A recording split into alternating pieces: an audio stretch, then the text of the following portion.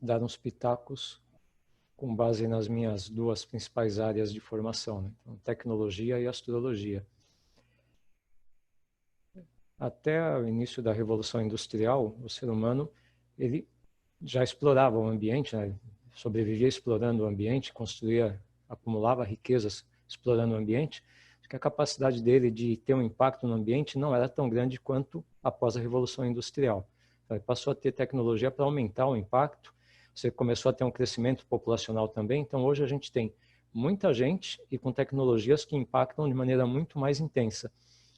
E com essa utilização mais massiva de tecnologia veio uma outra coisa também, né? Também herança da Revolução Industrial.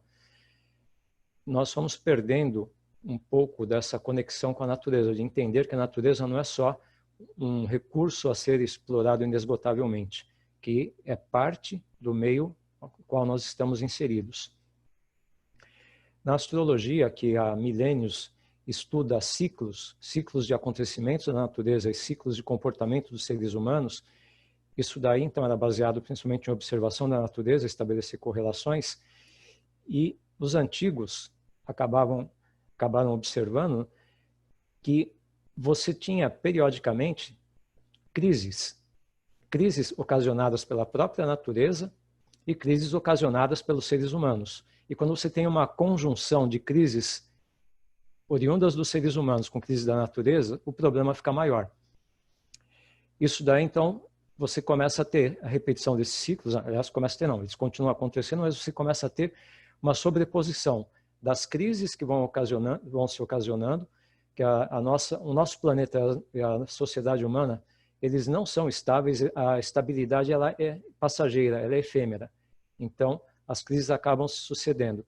E junto com isso daí, uma quantidade maior de pessoas impactando de maneira mais intensa o meio em que estamos. Olhando pelo lado da astrologia, através de algumas técnicas, aí nós vimos que no final da década passada, então anos de 2017 até 2019, começava a haver assim um acúmulo de indicadores de tá chegando crise provocada por ser humano e crise provocada pela natureza. O ápice disso daí estava entre fevereiro e abril de 2020. O pico disso daí em março de 2020. Coincidência ou não, foi em março de 2020 que desandou de geral a maionese.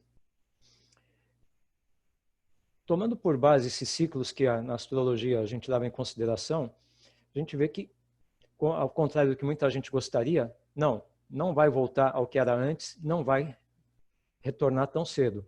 Então, agora aqui, dezembro de 2012, dezembro de 2020, janeiro de 2021, abril e agosto de 2022, março de 2023, fevereiro, abril, setembro,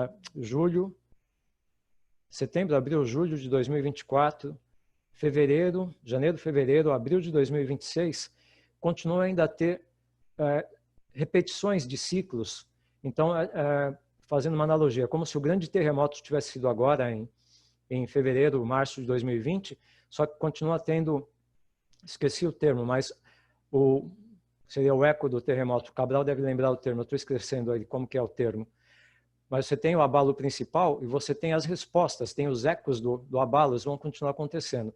Então, através da observação histórica que a astrologia faz, tem as oportunidades de maiores crises, de maiores mudanças, que se concentraram agora em 2020, vão repercutir por praticamente toda a primeira metade dessa década, acalma um pouco a partir de 2027, depois de 2032, 2033, começa a ter de novo alguns ecos mais intensos. Então, sabendo disso, que a nossa estabilidade, ela sempre é efêmera, que nós estamos num momento de maior instabilidade, ocasionado por condições do planeta, por exemplo, o período que a gente tem aqui, agora para janeiro de 2021, então, no que se refere a que envolve movimentos tectônicos e vulcânicos, tem uma possibilidade mais acentuada, ou que envolve, em geral, a Terra. Então, questão de escassez envolvendo a Terra. Para abril de 2022, o que envolve acidentes ou desafios grandes, vamos dizer assim, envolvendo questões de água, você já pode começar, por exemplo, a se preparar. Se há uma possibilidade, como eu falei lá no papo de laboratório, se você tem uma usina nuclear numa região suscetível a terremotos e a tsunamis, esse é um período para ficar mais atento. Se você está fazendo obras que vão envolver por exemplo, uma construção de barragem no lugar que é suscetível a você ter, então, problemas com inundação, com deslizamentos, etc., fica atento a isso daí. Então, estou falando de coisas no nível mais amplo. Isso daí se aplica também para o indivíduo.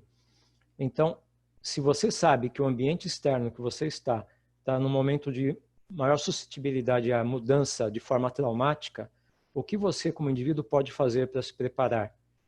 Se puder, saia dali. Se você pode contribuir, então, usando tecnologias, tendo comportamentos que são menos agressivos, contribui. Então, de novo, aquela história. Você, como um dos 7 bilhões e tantos de indivíduos, o que você pode fazer? Você pode fazer uma parte. E essa tua parte, se ela for replicada por outros, ela vai ter uma influência.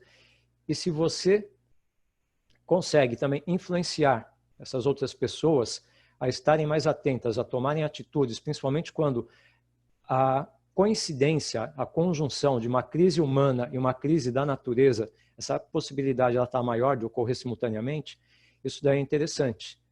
Então, eu volto a bater na tecla de que é preciso, sim, conhecimento, esclarecimento, tomada de consciência, que estamos num mundo que ele é autossustentável, ele consegue manter a vida apesar dos pesares, só que de repente a vida que ele vai sustentar, se nós dermos trabalho demais a ele, não vai ser a nossa vida.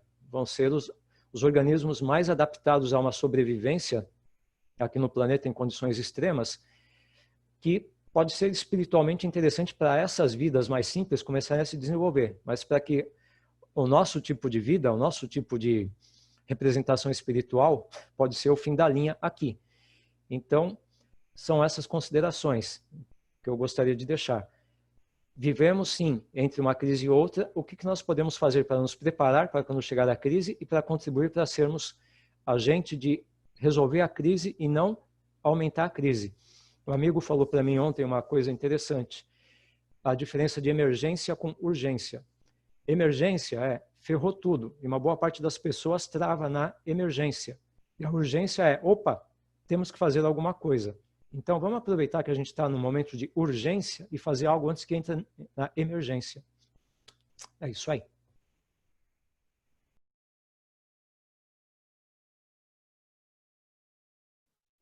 Opa, errei os botõezinhos aqui.